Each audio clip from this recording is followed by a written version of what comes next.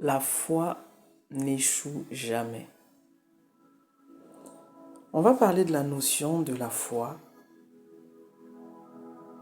Cette notion de persévérer, persister, rester déterminé, no matter what, peu importe ce que tu vois ou ne vois pas, ce que tu entends ou n'entends pas. C'est pas facile, hein? C'est pas facile. Mais on va voir ça ensemble aujourd'hui.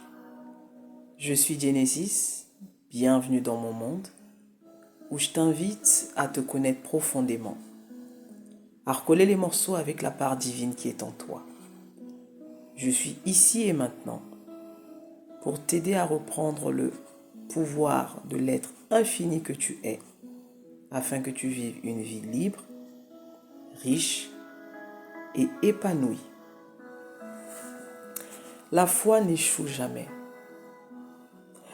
On avait vu dans un précédent audio que la foi, c'est cette notion, c'est une conviction ferme.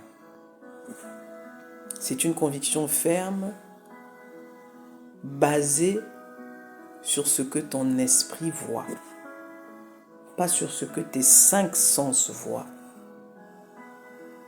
Donc, c'est une conviction ferme basée sur un désir, sur quelque chose, une chose à laquelle tu aspires, qui n'est pas visible, qui n'a pas encore de forme physique, mais qui dans ton esprit a déjà une forme. C'est ça la foi. Maintenant, quand je dis la foi n'échoue jamais, parce que c'est une loi. Tout ce que tu envoies à ton subconscient comme étant vrai pour toi va l'être physiquement, c'est-à-dire dans ta réalité physique. Absolument tout. C'est pourquoi je ne cesse de vous dire, contrôle ce à quoi tu penses. Choisis ce que tes yeux doivent regarder. Choisis ce que tes oreilles doivent entendre. Tu écoutes de la musique du matin au soir là où on ne fait que pleurer, là où on ne fait que broyer du noir, là où on ne fait que remettre en question la vie, l'amour, les hommes. Tu es en train de le créer. Le subconscient ne choisit pas, ne sait pas faire la différence entre ce que toi tu écoutes et ce que tu, entre ce que toi tu penses et euh, ce qui ne t'appartient pas. Je prends l'exemple, tu prends par exemple la musique d'un chanteur que tu aimes, ce ne sont pas à la base, ce ne sont pas tes paroles. Mais le fait que tu les écoutes, tu es en train d'exposer tes cinq sens à ça, tu es en train simplement de dire que je crois en ça. En tout cas, c'est le subconscient, c'est comme ça qu'il le déchiffre. Il ne fait pas la différence quand c'est toi, quand c'est quelqu'un d'autre. C'est pour ça que je vous dis, commencez à écouter, regarder, toucher, manger consciemment. Parce que le subconscient ne fait pas la différence, il ne fait pas le distinguo entre tout ça. Tu es pendant 2-3 jours, tu ne fais que écouter des chansons là où on parle de violence, on parle de ceci, ça va être ta réalité. Ne te trompe pas là-dessus. Ne te trompe pas là-dessus. Donc écoute des choses qui font du bien à ton âme. Regarde des choses qui font du bien à ton âme. Regarde des choses qui t'apportent en termes d'amour, qui t'apportent en termes de bienveillance, qui t'apportent en termes de générosité, qui t'apportent en termes de justice. Choisis de regarder ce qui fait du bien à ton âme. Tu n'es pas le petit personnage fictif que tu es. Où tu as décidé, non, de toutes les façons, je suis juste en train de me divertir. Non, tu n'es pas en train juste de te divertir. C'est ce que tu es en train d'apporter à ta conscience. Donc choisis ce que tu veux voir dans ta réalité. La foi, ce n'est ni plus ni moins ce que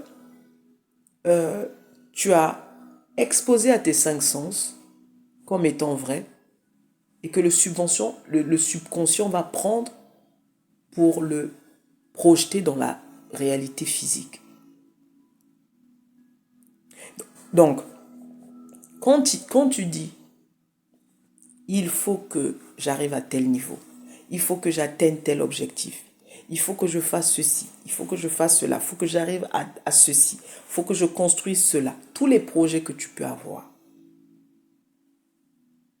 nourris-les bien, de la façon la plus consciente possible. N'y ajoute ni plus ni moins. Reste sur ton désir. La foi ne faillit jamais. Quand tu penses qu'elle a failli, c'est parce que tu as ajouté autre chose, tu as enlevé, tu as fait... En fait, le autre chose qu'on ajoute, qu'on enlève, c'est quoi? Les doutes. On abandonne. On commence à penser à son passé. On commence à se référer à ce qu'un ami nous a raconté. On commence à se référer à une histoire qu'on a lue quelque part. On commence à se référer à un film qu'on a regardé. Oublie tout ça. Reste sur ton désir. Tu verras que la foi ne faillit jamais. Reste seulement sur ton désir. C'est tout ce que tu as à faire. Tu as effectivement une guerre à mener au niveau de tes pensées. Parce que tes pensées anciennes vont essayer de venir saboter ton nouveau désir. Mais puisque tu le veux plus que tout, tu feras le nécessaire pour rester dans la foi. Et je sais que ce n'est pas facile. Parce qu'on est tellement conditionné avec l'homme d'avant, avec les pensées d'avant, avec les choses d'avant, avec notre passé, qu'on aura beaucoup plus tendance à repartir toujours dans le passé. Autant de fois que tu repars dans le passé, reviens toujours à ton désir. Reviens toujours à ce que tu veux. La foi ne faillit jamais, mon ami. Je peux t'affirmer, te confirmer que la foi ne faillit jamais. Tu sais pourquoi? Parce que la foi, c'est la substance même sur laquelle Dieu s'est basé, que Dieu se base pour pouvoir se créer au travers de toi. Si tu enlèves la foi, Dieu ne peut pas exister via l'homme. L'homme ne vit que ce en quoi il croit. En fait, il ne vit que selon la conscience de ce qu'il pense être. Selon la révélation de ce qu'il croit être. C'est ça l'homme. Donc si tu enlèves la foi au milieu, la foi c'est le trait d'union entre Dieu et l'homme. Tu enlèves la foi, Dieu ne peut pas se recréer par toi ou se créer par toi. Donc c'est ça que tu dois comprendre. La foi ne faillit pas parce que c'est l'outil même de Dieu. Donc tout ce que tu crois comme étant vrai, que ce soit le mal, que ce soit le bien, c'est ce que tu projettes, c'est ce que tu vas voir se réaliser dans ta vie physique. Il est sa propre loi. Il est la loi. Dieu, il est sa propre loi.